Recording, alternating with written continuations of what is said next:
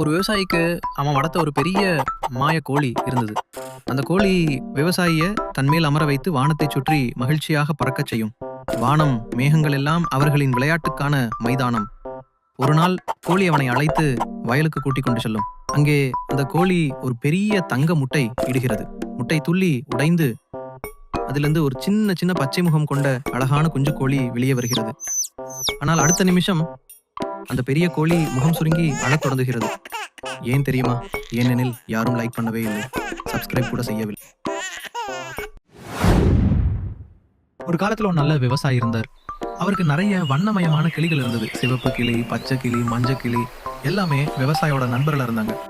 அந்த கிளிகள் எல்லாம் என்னமோ விவசாயிக்கு நிறைய முட்டைகள் போட்டு கொடுப்பாங்க. ஒரு நாள் ஒரு சிறிய பச்சை கிளி மட்டும் முட்டை போடவே இல்லை. ஓஹோ, நீ ஏன் முட்டை போடலன்னு பாட்டன் சின்ன கோபத்தோட கேட்டார். அந்த கிளி சும்மா தலை குனிஞ்சது.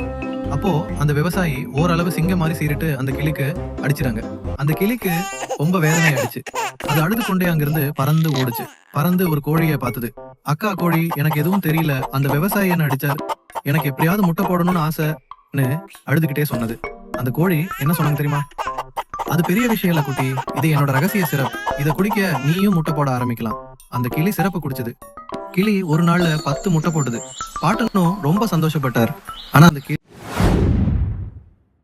ஒரு நாள் ஒரு பெரிய பச்சை கிளி ஒரு கிராமத்துக்கு வந்து விடுது. அதை பார்த்து கிராமத்து மக்கள் பயந்து ஓட தொடங்குறாங்க. அப்போ ஒரு தைரியமான விவசாயி அந்த கிளியை பிடித்து ஒரு கூண்டில் அடைத்து வைக்கிறார். ஒரு நாளைக்கு பிறகு ஒரு பெரிய புறா அந்த கிராமத்துக்கு வந்து அந்த கூண்டை திறந்து கிளியை விடுவித்து தன்னுடன் பறந்து சென்று விடுது. அவர்கள் இருவரும் அந்த கிராமத்திலிருந்து தூரமாக பறந்து சென்று விடுகிறார்கள்.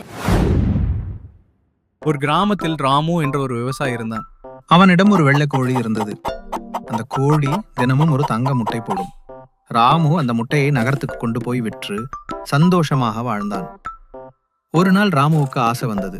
ஒரே கோழி மட்டும் இருக்குதே, இன்னும் பெரிய தங்க கோழி இருந்தா அதுவும் நிறைய தங்க முட்டை போடுமே என்று நினைத்தான். அப்புறம் நகரத்துக்கு போய் ஒரு தங்க கோழியை வாங்கி வந்தான். ஆனால் அந்த புதிய கோழி தங்க முட்டையை போடவே இல்லை. ராமுவுக்கு கொஞ்சம் கோபம் வந்தது. எதுக்குதான் இதை வாங்கினேன் என்று அதை அடிக்க முயன்றான். அதை பார்த்த அந்த பழைய வெள்ளை கோழி மிகவும் வருத்தப்பட்டு அழுது கொண்டு அங்கிருந்து போயிற்று. அப்போதுதான் ராமுவுக்கு உண்மை தெரிந்தது. ஐயோ, எனக்கு ஆசைப்பட்டதால நானே என் நல்ல கோழியை இழந்து விட்டேன் என்று மிகவும் வருந்தினான். ஒரு சிறிய கிராமத்தில் ஒரு வயதான விவசாயி இருந்தார். அவரிடம் நிறைய வண்ணமயமான கிளிகள் இருந்தது. அதே கிராமத்திலேயே ஒரு வயதான பாட்டி இருந்தார்.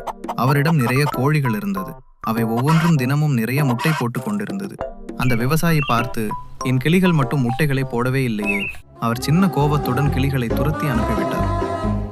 பாட்டி முட்டைகளை சந்தைக்கு எடுத்து சென்று விற்று பணக்கார ஆகிவிட்டார். இதெல்லாம் பார்த்த விவசாயி மனம் வருந்தினார். யாரும் இன்னும் லைக் பண்ணல, சப்ஸ்கிரைப் பண்ணல, அதான் கிளிகள் முட்டை போடவில்லை என்று அந்த விவசாயிக்கு புரிந்தது. ஒரு கிராமத்தில் ஒரு விவசாயி இருந்தாரு. அவரிடம் ஒரு பெரிய புறா இருந்தது. அந்த புறா அவருக்கு மிக விருப்பமானது. ஒரு நாள் சில பேர் அந்த புறாவை பிடித்து அழைத்து சென்று விடுகிறார்கள். விவசாயி மனதுன்பத்துல அழ ஆரம்பிக்கிறாரு. அங்கு புறாவும் பயத்துல சத்தமாக அலறுகிறது. அந்த நேரத்தில் அந்த புறாவை ஒரு வாகனத்தில் அழைத்து செல்வதை சில குரங்குகள் பார்க்கின்றன. அவங்கள் உடனே வந்து ட்ரக்கை சுற்றி வளைத்து விடுகிறார்கள். பிறகு குரங்குகள் புறாவை கட்டியிருந்த சங்கிலிகளை அறுத்து அதை விடுவிக்கின்றன. அந்த மனிதர்களை ஓடச் செய்து புறாவை காப்பாற்றி விடுகிறார்கள். புறா சுதந்திரம் பெற்ற பிறகு அது பறந்து தன் வீட்டுக்கு திரும்புகிறது. விவசாயி அதை பார்த்ததும் மிகவும் மகிழ்ச்சி அடைந்தார்.